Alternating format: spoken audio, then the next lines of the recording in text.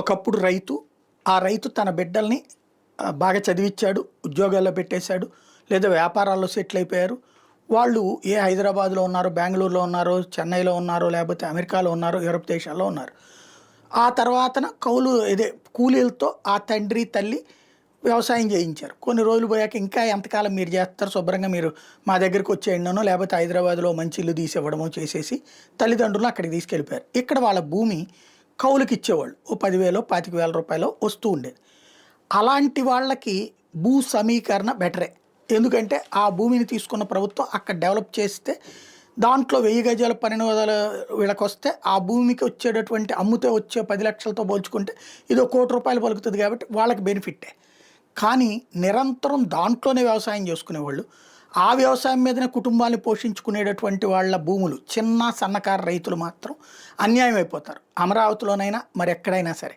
ఇప్పుడు అలాంటి రైతులే తాజాగా ఎదురు తిరుగుతున్నారు. ఓఆర్ఆర్‌కి, అమరావతి ఔటర్ రింగ్ రోడ్డుకి.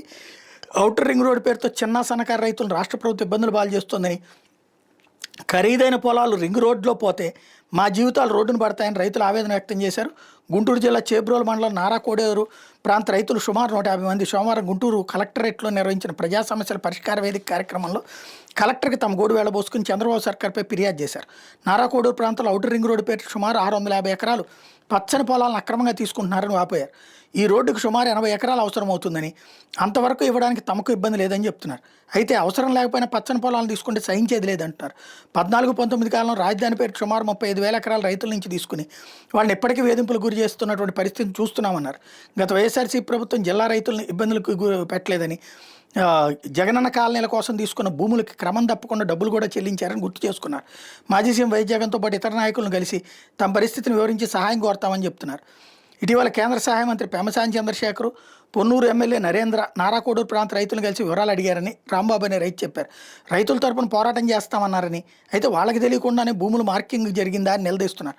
తమతో రాజకీయ క్రీడలాడితే భవిష్యత్ గలంతేనని హెచ్చరిస్తున్నారు. చిన్న సన్నకారు రైతులపై ప్రభుత్వం ఎందుకు కక్ష కడుతుందో అర్థం కావడం లేదంటున్నారు.